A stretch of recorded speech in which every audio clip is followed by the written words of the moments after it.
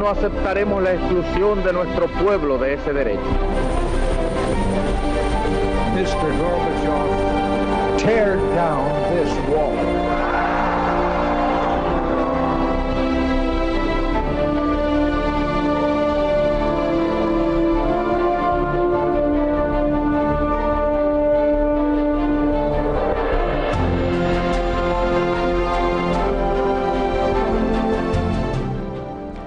Buenas noches, señoras y señores, bienvenidos a estos tiempos modernos de Intereconomía. Pregunta que todo el mundo se está haciendo: ¿qué le pasa a los Estados Unidos o qué les pasa a los Estados Unidos? ¿Piensan retirarse del mundo ahora con Donald Trump, después de haber extendido su manto sobre todo el planeta? ¿Qué es eso del aislacionismo americano? ¿No va contra el propio espíritu de los Estados Unidos? Pues resulta que no, porque desde el punto de vista histórico eso también forma parte de la identidad norteamericana. Hablaremos de eso que está hoy en todas las bocas y lo haremos con un buen conocedor del mundo norteamericano como es Vicente Miró. Enseguida le presentamos. Antes, en vídeo, un breve recordatorio de qué es lo que tenemos encima de la mesa. And we will make America great again. Hacer América grande otra vez, dice Trump. Pero, un momento, ¿acaso los Estados Unidos han sido alguna vez más grandes que hoy? Potencia hegemónica del mundo, potencia económica en todos los mercados, potencia militar en todos los continentes, potencia cultural omnipresente. El mundo del siglo XXI es un mundo norteamericano y, sin embargo, para una mayoría del pueblo norteamericano eso no es ser grande.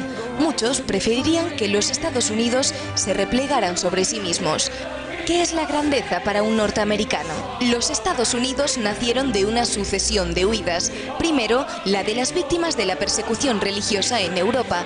Enseguida, la de quienes, empujados por la pobreza, buscaban un futuro mejor al otro lado del mar. Europeos que rompían con su lugar de origen para crearse un mundo propio, literalmente para aislarse del mundo. Pero al mismo tiempo, los norteamericanos se dotaban de una doctrina propia sobre su proyecto nacional, un destino manifiesto de inspiración divina que empujaría a los Estados Unidos a reconstruir el mundo a su imagen y semejanza. Esa doctrina del destino manifiesto impulsará la expansión norteamericana desde mediados del siglo XIX, de manera que la identidad norteamericana oscila permanentemente entre esos dos polos. Por un lado, el aislacionismo, la voluntad de vivir replegados sobre sí mismos.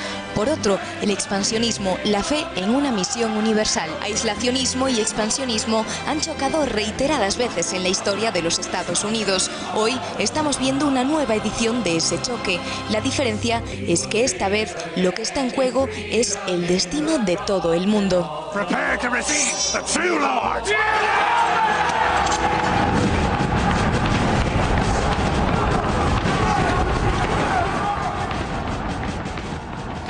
Don Vicente Miró, muy buenas noches. Buenas noches. Acabarán a palos como en esa escena de Gangs of New York con la que hemos cerrado este vídeo, porque nadie lo hubiera podido decir hace apenas 2 años, y anoche mismo en Berkeley realmente vivimos una escena de Gangs of New York. Desde luego, creo que efectivamente acabarán a palos, pero esa es la tradición genuinamente americana. Es una tradición de mucho enconamiento político, donde esas dos tendencias han coexistido desde el mismo momento de la fundación de las colonias. Hay que tener presente que las 13 colonias que se rebelan contra los ingleses se rebelan contra un sistema global montado por el Imperio Británico, en donde ellas tenían un papel anciliar, un papel secundario. Es decir, no estamos hablando de un imperio como el español que desarrolla integralmente los territorios, sino estamos hablando de una metrópoli que utiliza instrumentalmente sus colonias. Nace entonces, digamos, en la identidad norteamericana desde el principio esa idea del aislacionismo, es decir, estamos fuera del mundo global, pero al mismo tiempo, en el curso del siglo XIX particularmente, la construcción nacional norteamericana se dota de una ideología, de una doctrina de expansión a todas partes. La construcción nacional americana a partir de 1840, efectivamente, con el concepto de Manifest Destiny, el Sullivan y todo aquello. Sí, Monroe y toda la ideología para abarcar el subcontinente de costa a costa, naturalmente depredando lo que había, los restos de Nueva España, en ese momento en manos de, en un primer lugar, la Luisiana, con la compra que hacen a los franceses, y posteriormente con la toma de California y de Texas mediante artimañas que no se pueden calificar sino de torticeras, ¿no? Efectivamente, hay un cierto expansionismo, pero yo creo que el momento fontanal, el momento troncal americano es indudablemente aislacionista. Pero tú piensas que esas colonias se nutren precisamente de todos los desafectos de la tremenda represión que se realiza en Inglaterra a partir del cisma, que es un gran tapado de la historia que no se menciona habitualmente. Hablamos de decenas de miles de muertos, efectivamente. Y una represión brutal. Entonces, ese es el núcleo del aislacionismo. ¿Puede decirse que no estamos entonces, cuando hablamos de aislacionismo, ante un determinado fenómeno histórico que pasa, sino una constante de la mentalidad norteamericana? Es una constante, es una especie de doble cara, ¿no? Es Dr. Jekyll y Mr. Hyde, ¿eh? Es decir, ellos por una parte tienen como puritanos, como la fibra suya puritana, la fibra suya estricta, calvinista, tienen el deseo de aislarse del mundo y de construir un mundo mejor aislado de los horrores de Europa. Y luego, por otro lado, tienen el deseo universalista de difundirlo a todo el mundo, o más bien imponerlo a todo el mundo. Y luego, naturalmente, todo eso se cruza con intereses espurios por parte de las oligarquías, bueno, claro, que lo que quieren es sacar tajada y profundizar en ese... En ese sentido, la fase propiamente expansionista empieza a nuestra costa en 1898, de Cuba a Filipinas, había comenzado antes, y dura en realidad hasta hoy, hasta los últimos años. Sí.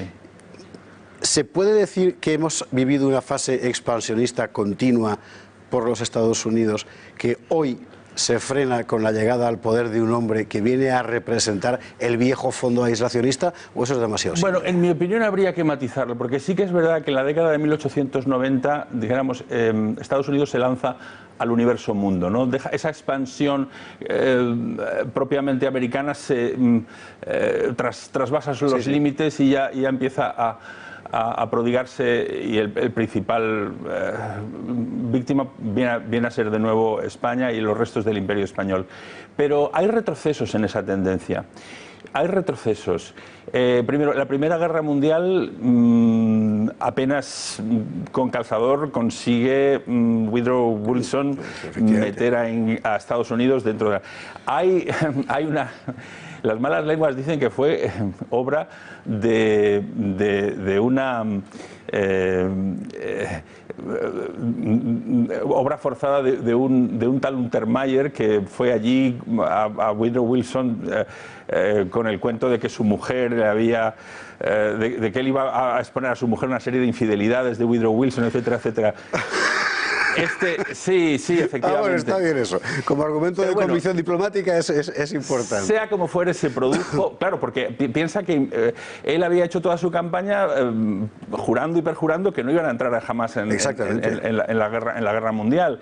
E inmediatamente después entran, ¿no? Y además en condiciones, dijéramos, sospechosas, por decirlo. Pero luego también hay que decir lo siguiente. En el periodo entre guerras hay un momento en el que ellos vuelven a replegarse sobre sí mismos. Absolutamente, y el principio de la época de Roosevelt efectivamente es de repliegue, es aislacionista. Efectivamente, incluso consideran a Inglaterra como su principal enemigo otra vez.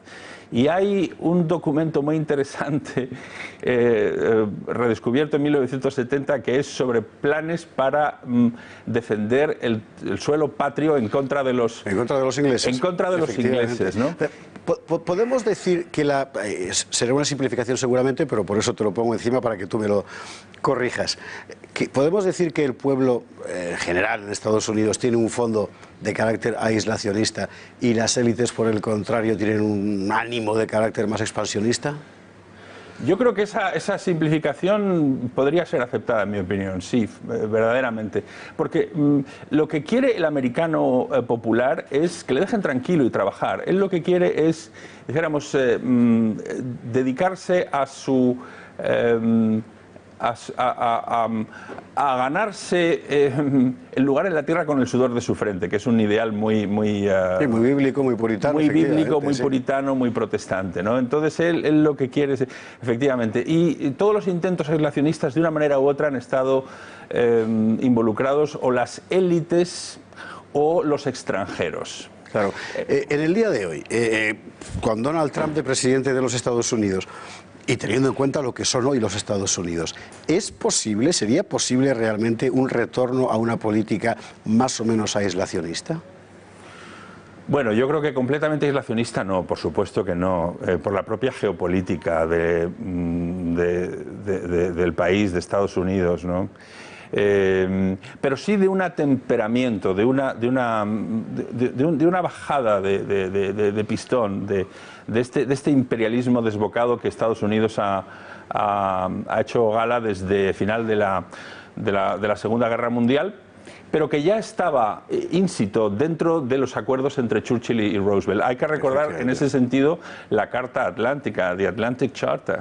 The Atlantic Charter es un documento en el que se pone la democracia, el sistema político convencionalmente llamado democracia que todos sufrimos, sí, como la célula imperialista americana, y se impone a todos los países. Estamos hablando de los últimos años de la Segunda Guerra Mundial. Aún no había terminado la Segunda Guerra Mundial. Claro, claro. Bueno, nos quedamos entonces con lo siguiente. Lo que hoy estamos viviendo no es una efusión de un personaje extravagante que es Donald Trump, sino que lo que estamos viendo es el renacer o el reverdecer de una constante de la sociedad, de la cultura, de la política, de la historia norteamericanas, que nadie sabe cómo va a acabar. Probablemente Vicente Miró sí, pero no nos lo dice, y en todo caso seguiremos expectantes. Lo importante, insisto, es esto: estamos ante una nueva fase de la historia mundial. Sí, estamos ante una nueva era, como muy bien reza esa web que habéis puesto aquí en Gaceta o en Intereconomía, ¿no? La era Trump. Yo sí creo que va a haber un antes y un después en el propio concepto de democracia, en el propio sistema internacional. Veremos en qué profundidad se cambia, claro, listando pueden haber 20 o 30 puntos que caracterizan el sistema actual nuestro. ¿Y cuántos van a cambiar? Pues no lo sé, pero fíjate que solamente con uno que ha cambiado ya radicalmente, que son los medios de comunicación, fíjate ya el terremoto que está sucediendo. Entonces no dijéramos nada si a partir de ahora empezaran a caer todos los demás, empezando a lo mejor por el sistema financiero, continuando a lo mejor por el falso sistema de representación, que más bien es de suplantación, etcétera, etcétera, etcétera. En fin. Pues aquí estaremos para seguirlo, porque hay muchas más cosas de las que hablar vinculadas con este asunto.